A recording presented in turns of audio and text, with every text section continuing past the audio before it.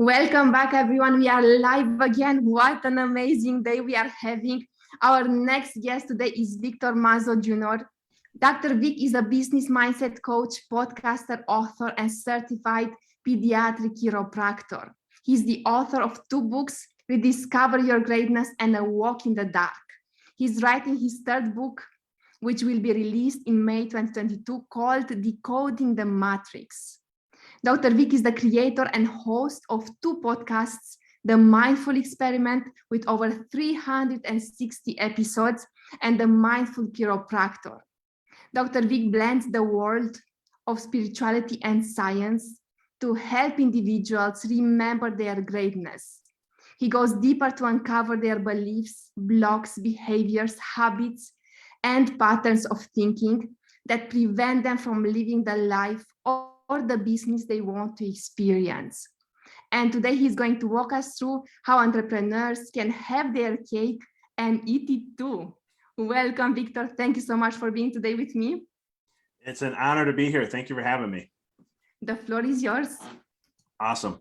So, one of the things when I was in business school is always about, there's something called opportunity cost. And that is, to have this, you have to give up something else.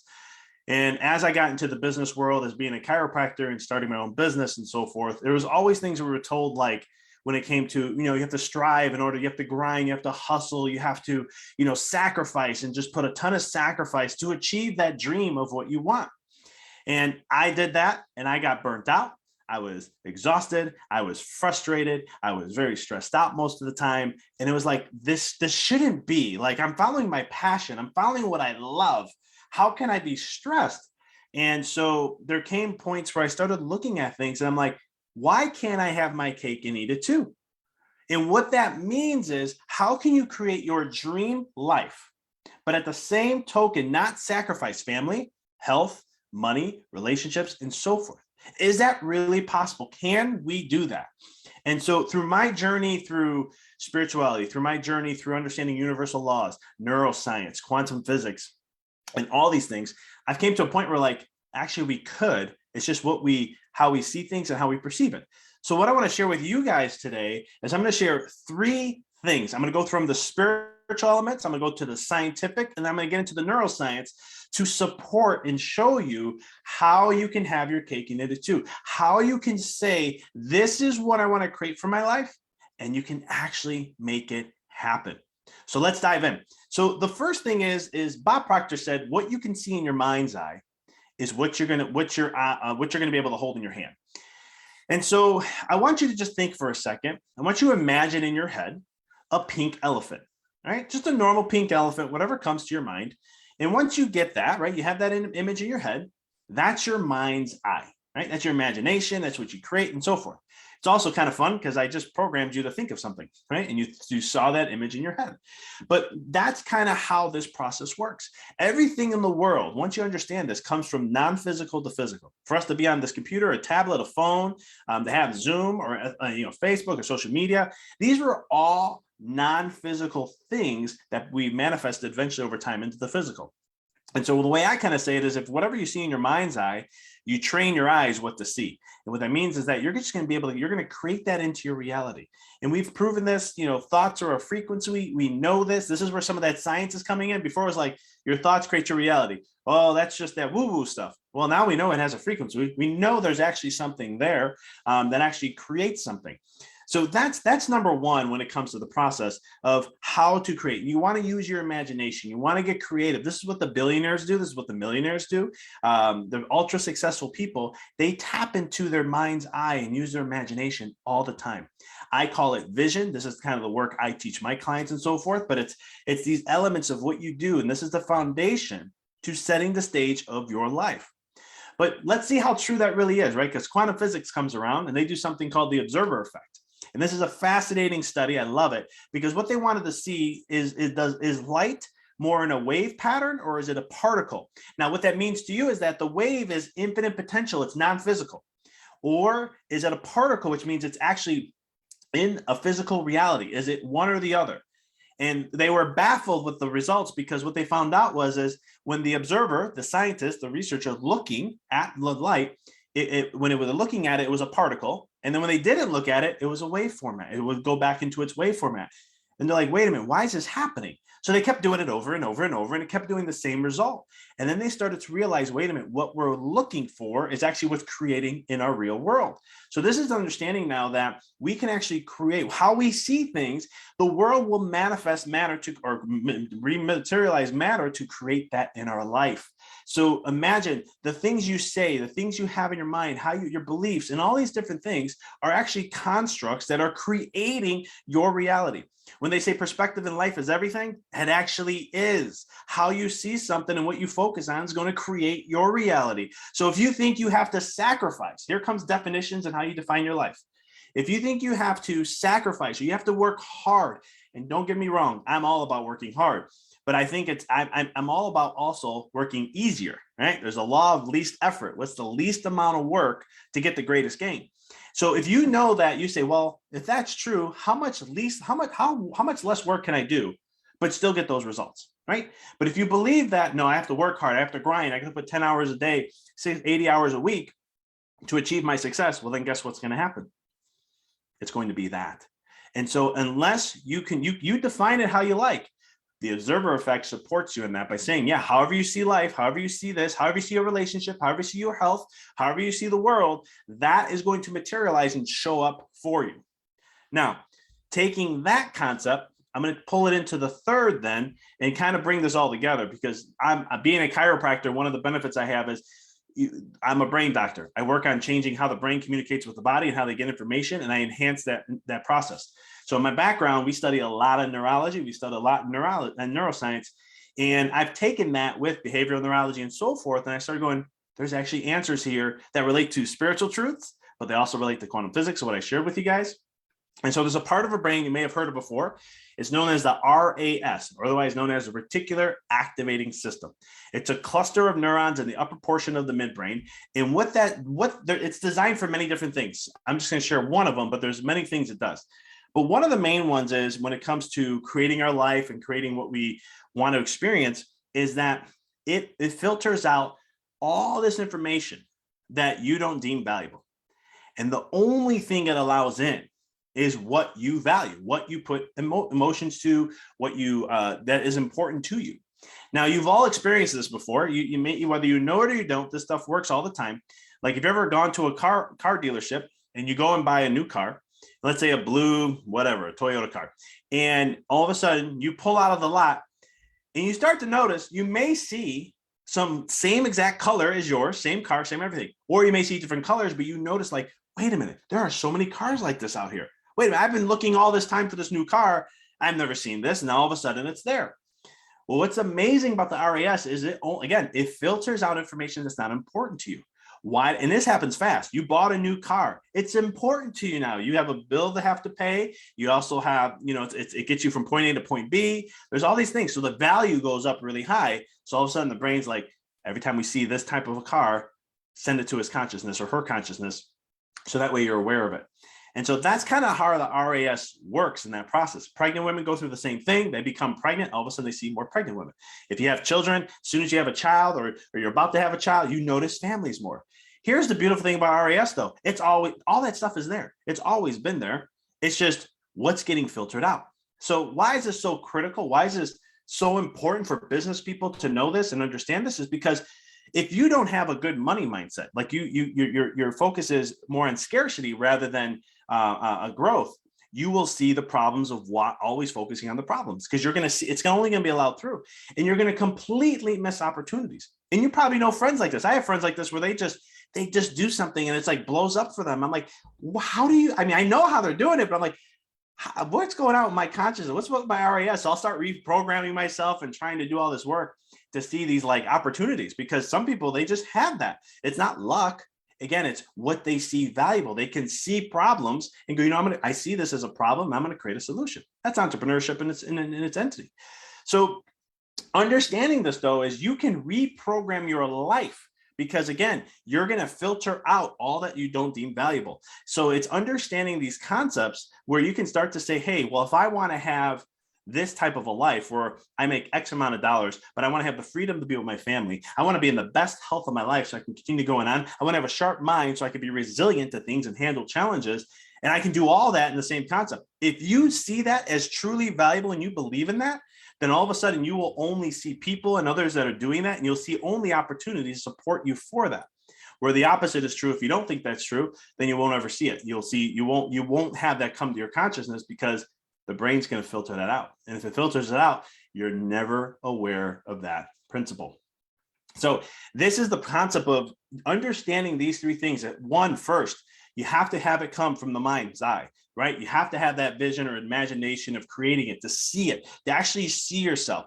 But here's where I'm going to give you guys some action steps you can use. So that way you can really, really level up and start practicing this, because this is great concept stuff, but I want to be able to put it into action. So when you start to play with your mind's eye and you start to imagine, you start to go into that and see who you want to be. You can't just see it, you have to feel it also. A lot of times we forget the emotional side of things, but to keep it real short for this time frame, the emotions is actually what is the energy that creates magnetism to create what you want in your life. And so if you're not adding good emotions to this, like joy, bliss, excitement, things along those nature, it's not going to really be created into your life. So when you think about, like, I want to be, let's say you want to have a big house, nice car, kind of the standard things that people think of, right?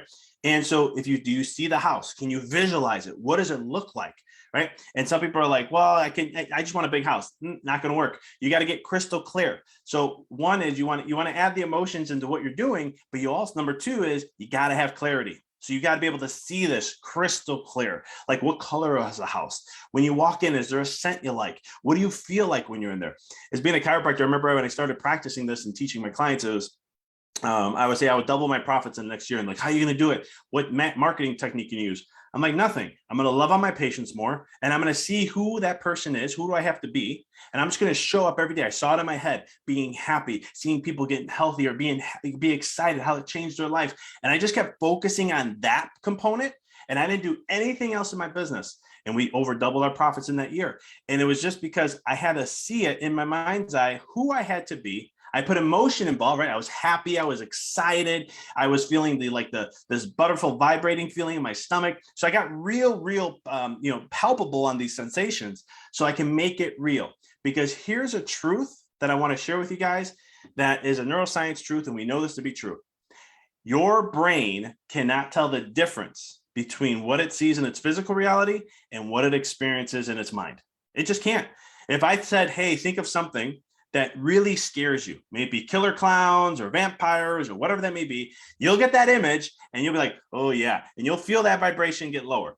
Or another way I can say it is, think of someone you don't like, or someone who bothers you or aggravates you or really frustrates you. For a moment. Yes. Are you still with us? Yes. Are you there?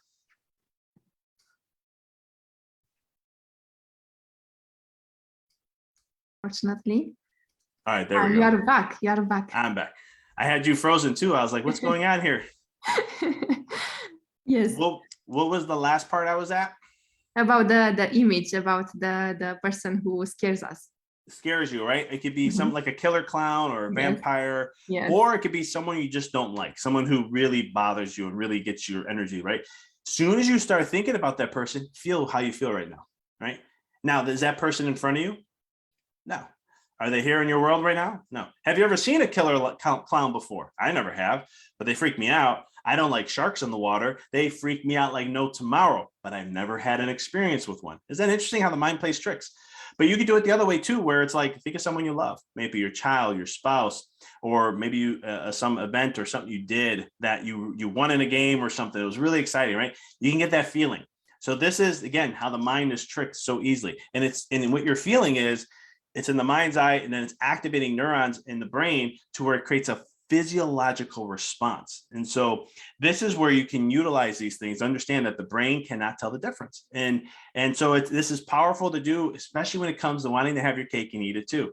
Because again, when you use this stuff, you can really make this work. So you got to have vision, you got to tie emotions, you got to be crystal clear with it. Okay. Those are those three. And now you may say, well, how do I create this? What's a vision? What's something that I can create?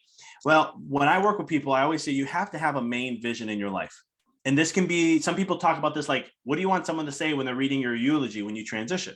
That's a practice that's really great to use, but it's something that I always say it's your purpose and your why you exist. Now this takes some inner work. This is not easy to just say, oh, here's why I exist. If you've never done this before, it's going to take time. But the reason why when I work with people, I recommend that drastically, because once you know your why, then you can start turning the vision on that. Then you can start to tie in, well, why do I take care of my health? Well, does it support your main vision? Why is it important to have good relationships with my kids, my family, my friends, my spouse or partner? Because how does that relate to your main vision? How about my business or making more money? How does that all align, right? Because here's the truth about manifestation, law of attraction, law of vibration, is that the more in alignment you are, the easier it is to manifest that in your life. And so when you have all these things aligning and there's no incongruencies, there's no turbulence, and there's clarity in all this, then all of a sudden things just happen faster and easier. You still have to show up the work. You still have to do that. One of my favorite quotes is, I've heard this over the last couple of years, last year, and I just thought it was really funny. You know, David could have sat there and just prayed all day. The hope Goliath just went away. But eventually he could have strategized all day, but eventually he had to go walk to pick up the rock and throw it at Goliath, right? And so there's the work in that. So I want you to think of the 80-20 rule. If you do everything I just shared 80% of the time, vision, tapping into emotions, understanding how you want to create your life in that way, mapping all that out, that's 80% of the work. And then when you go ahead and do the 20%, it's really easy. You don't have distractions, because if it doesn't align to your vision, you're not going to do it. You can make choices faster because it's either in alignment or it's not in alignment. It's pretty easy. And anyone in business knows the faster you can implement, make choices, the quicker you get to where you want to go to. So that's kind of what I have for you guys today. I hope this was inspiring and helped to just shift perspective, to really break out of that mold, to be like, you know what, I could have my cake and eat it too. How do I want to create my life? How do I want to live a fulfilled life in every area? And rather than just, say, well, I have to sacrifice here to do this. And how many times do you see it? And I've seen this so many times, where someone who is very successful, but their health is not the greatest. And then they spend all that wealth on their health to hopefully get it back. And then one day they end up not having either. And this is what the Dalai Lama was at. He said, when he was asked, what's the most interesting thing about being in this world? And he said, man. And his response was because of that. I love this. Oh my God, Victor, thank you so much for sharing that with us. I am really inspired. And I have one question for you that pumped into my head while you were explaining. And also when you gave your example about how you did it, how you doubled your profits. And this has been in my mind for a long time. Do we have to build our vision based on things outside ourselves, meaning I want to have that house, I want to have that amount of money in my account, I want to have that car? Or is it rather that we have to focus on our inner well-being? Like you mentioned that you focus more on helping your clients, on showing up all the time, on being responsible. Is it more that work that we have to do and commit to, or is it that we can have the vision about the outside world? It's all the inner. So like, for example, let's say you want the big house, right? Well, why is the big house important? What does it serve you? How does it tap into the bigger vision? Right? Like I want to have, I want to be a multi-millionaire, right? And some people, I joke around and say, I want to be a billionaire. Like, what do you need all that money for? Well, I don't really need all that money. I go, but here's why, and here's what it will do for me and my vision and purpose in this world. Here's who it can help. Here's what I can do more for my reach. Here's what's important to me, right? So it's in alignment to what's important for me, all based on my mission and purpose and vision on that, and then my main vision in life.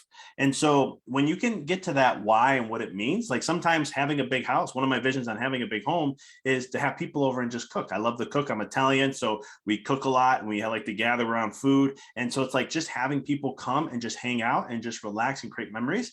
That's one of my, I don't need a big house for that, but I want the space so that we can have a lot of things that we can do and enjoy in that process. So once you make it that way, and there's emotion, you can hear the emotion in my voice. You can hear how it's important to me. It holds my values. It holds values to my relationships and so forth. Now, all of a sudden I've invested in that energetically. And then the work is, again, like I said, the work is the easiest part. I love that. Thank you, Victor. And I would also like to ask you, because you mentioned that you have a very high energy. How do you keep your energy throughout all the, I don't know, difficult moments or obstacles, whatever comes to your way, and you still keep it very high? How do you do that? Great question. So you have, again, it comes back down to, again, what's my vision? What's not my vision? What's in my mind? What's the thoughts I have? What's the belief I've created? Or I call it codes, in other words.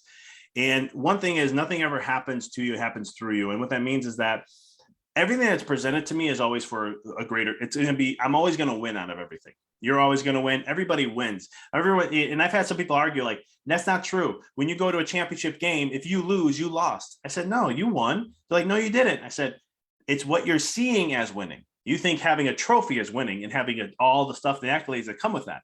That's all they won.